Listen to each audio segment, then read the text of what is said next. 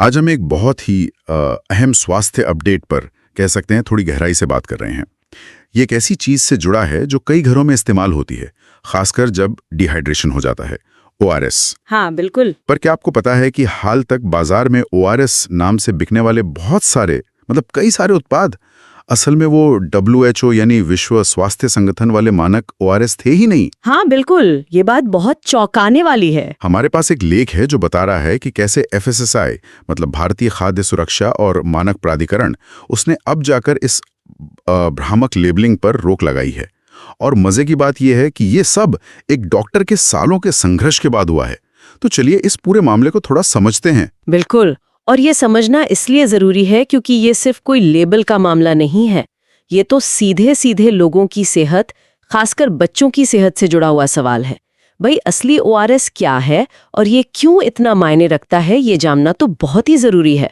हाँ, तो सबसे ताज़ा खबर क्या है वो ये कि FSSAI ने 14 अक्टूबर 2025 को एक आदेश जारी किया है और इसमें बिल्कुल साफ साफ लिखा है कि कोई भी फूड प्रोडक्ट कंपनी अपने पैकेट पर ओरल रिहाइड्रेशन सॉल्ट्स या छोटा नाम ORS इस्तेमाल नहीं कर सकती। हाँ, जब तक कि उसका फॉर्मूला WHO के तय मानकों के हिसाब से ना हो। एग्जैक्टली, जब तक WHO वाला फॉर्मूला ना हो आप ORS नहीं लिख सकते। चलिए इसे थोड़ा और खोलते हैं। और ये बहुत बहुत महत्वपूर्ण कदम है। देखिए, WHO का जो मानक ORS फॉर्मूला है ना, वो यूं ही नहीं बना है। वो डिहाइड्रेशन से लड़ने के लिए वैज्ञानिक तौर पर तैयार किया गया है। इसमें इलेक्ट्रोलाइट्स होते हैं, जैसे सोडियम क्लोराइड 2.6 ग्राम पर लीटर, पोटेशियम क्लोराइड 1.5 ग्राम पर लीटर, सोडियम साइट्रेट 2.9 ग्राम पर लीटर। और साथ में डेक्सट्रोज, जो एक तरह की चीनी है, वो होती है 13.5 ग्राम पर लीटर। ये एक खास संतुलन है, बिल्कुल सटीक मात्रा में। अच्छा, ये शरीर में पानी और जरूरी नमक की कमी को सही तरीके से पूरा करने के लिए बनाया गया है।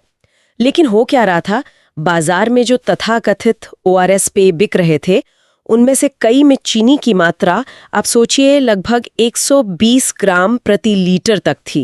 120 ग्राम WHO के 13.5 ग्राम के मुकाबले?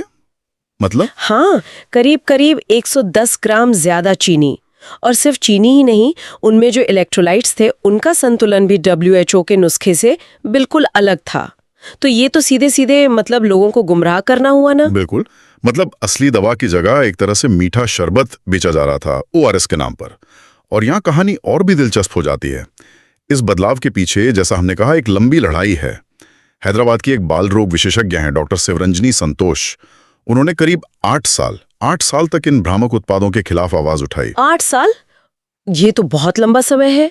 हाँ, उन्होंने देखा कि कैसे लोग, खासकर बच्चों के माँ बाप, अनजाने में इन ज्यादा चीनी वाले ड्रिंक्स को असली ORS समझकर पिला रहे थे, जो शायद डिहाइड्रेशन में फायदे की जगह नुकसानी करने।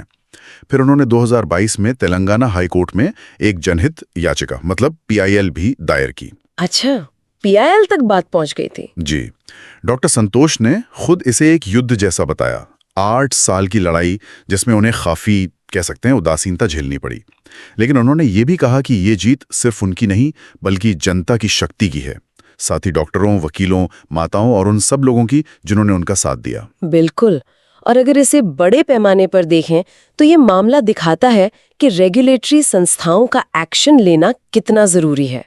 FSSAI ने सिर्फ ये नया आदेश ही नहीं निकाला, बल्कि अपने वो पिछले आदेश भी रद्द कर दिए। एक 14 जुलाई 2022 का था और एक 2 फरवरी 2024 का। हाँ, मैंने भी पढ़ा था उनके बारे में, जिनमें कुछ शर्तों के साथ ट्रेडमार्क में ORS नाम इस्तेमाल करने की छूट दे दी गई थी, भले ही उत्पाद WHO मानक का ना हो। तो ये दिखाता है कि अगर लगातार आवाज उठाई जाए, सही तथ्य रखे जाएं, तो सिस्टम में बदलाव आ सकता है। FSSAI ने अपनी 15 अक्टूबर की प्रेस रिलीज में ये माना भी है कि इस तरह की गलत लेबलिंग जो है वो खाद्य सुरक्षा और मानक अधिनियम 2006 का उल्लंघन है, क्योंकि ये झूठे, भ्रामक, अस्पष्ट और गलत नामों या लेबल घोषणाओं के जरिए लोगों को गुमराह करती है और ये सेहत के लिए हानिकारक हो सकता है। तो कुल मिलाकर अब बात साफ है, कोई भी ड्रिंक या खाने की चीज खुद को ORS नहीं कह सकती जब तक कि वो WHO के उस खास सटीक फॉर्मूले पर न बनी हो। ये बदलाव यकीनन डॉक्टर संतोष की मेहनत और लोगों के समर्थन का नतीजा है। सही कहा। और सबसे जरूरी बात यह है कि अब असली जीवन बचाने वाले ORS और सिर्फ मीठे ड्रिंक्स के बीच का जो कंफ्यूजन था वो खत्म होना चाहिए। इससे लोगों को सही चीज चुनने में मदद मिलेगी, खासकर जरूरत के वक्त। बिल्कुल सही कहा आपने। और पता है, इससे एक बड़ा सवाल भी खड़ा होता है। हम अपनी सेहत से जुड़े जो प्रोडक्ट्स खरीदते हैं उनकी लेबल पर आखिर कितना ध्यान देते हैं? ये तो सोचने वाली बात है। क्या ORS की तरह ही और भी ऐसे आम उत्पाद हो सकते हैं जिनकी मार्केट में जो दावे किए जाते हैं और उनकी असलियत में बहुत फर्क हो? क्या हमें उनकी और ज्यादा बारीकी से जांच नहीं करनी चाहिए? ये सोचने वाली बात है कि हम एक उपभोक्ता के तौर पर कितने जागरूक हैं।